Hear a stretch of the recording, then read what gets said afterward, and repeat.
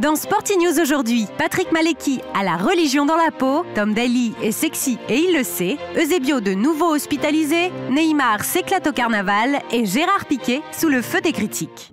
Patrick Malecki est une star du ballon rond en Pologne. Il joue pour le Wisła Kraków, l'équipe qui a remporté le championnat national en 2011.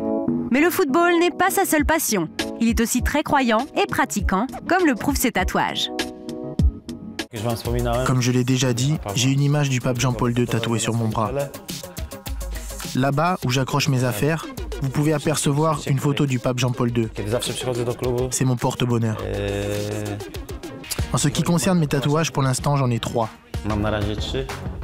Le premier représente la légende de Wisła Kraków.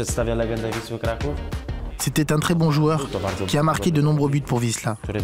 C'était un homme de caractère qui détestait perdre.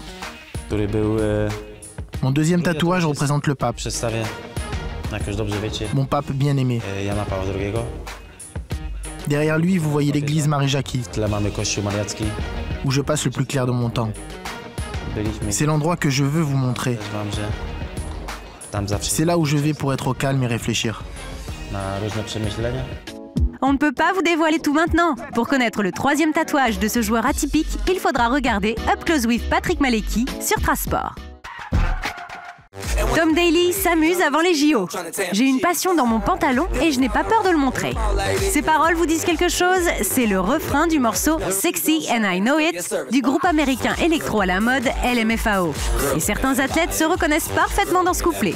En stage en Australie, Tom Daley et ses potes de l'équipe britannique de plongeon ont réalisé cette parodie du clip. Un pur moment de détente entre deux séances d'entraînement.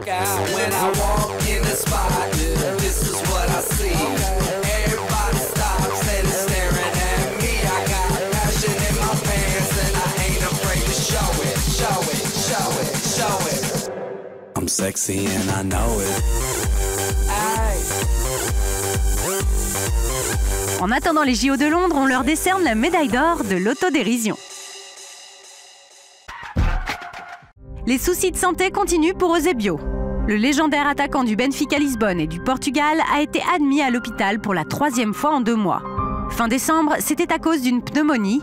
En janvier, des douleurs aiguës du cou l'avaient de nouveau cloué au lit. Cette fois, son hospitalisation serait due à de l'hypertension. On utilise le conditionnel car au Portugal, on commence sérieusement à se demander si ces allers-retours incessants ne cachent pas quelque chose de plus grave. Le porte-parole du Benfica Lisbonne multiplie les déclarations rassurantes, mais l'inquiétude reste énorme. Et si Eusebio allait plus mal qu'on ne veut bien le dire, les prochaines semaines nous en diront un peu plus. En attendant, on souhaite un bon rétablissement au Ballon d'Or 1965. Le mois de février au Brésil, c'est carnaval. Chaque année, c'est les mêmes scènes. On se déguise et on fait la fête jusqu'au bout de la nuit. Et comme d'habitude, Ronaldinho n'est pas passé inaperçu. Mais cette année, la star, c'est Neymar. On l'a vu danser, chanter et taquiner les jolies filles, toujours au rythme de la samba. Il a été flashé par les photographes à peu près partout, aux 4 coins du pays, et toujours en bonne compagnie, comme on peut le voir ici. C'est vrai, à quoi ça sert d'être une star si c'est pour ne pas en profiter? De l'autre côté de l'Atlantique, en France, Zinedine Zidane a fait une apparition remarquée au carnaval de Nice. Impossible de le louper. Il faisait 10 têtes de plus que tout le monde. Bah oui, pas le vrai Zidane. C'était un Zidane en carton avec une jolie bosse sur le haut du crâne.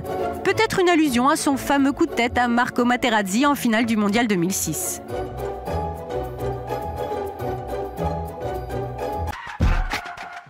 Gérard Piqué en fait-il trop?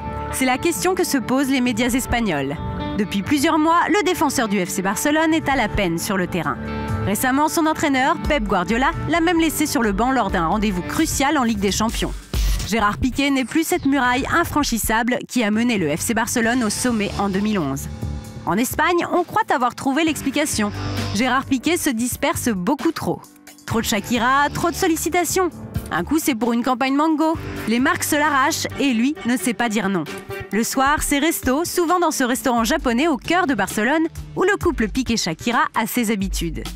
Bref, Pep Guardiola aurait tiré la sonnette d'alarme. Ce train de vie n'est plus compatible avec le sport de haut niveau. Piqué a tenu à disculper sa petite amie. Ma relation avec Shakira n'influe pas sur mon niveau de jeu. En 2011, on a gagné la Liga et la Ligue des Champions. J'étais déjà avec elle. Une mise au point assez claire.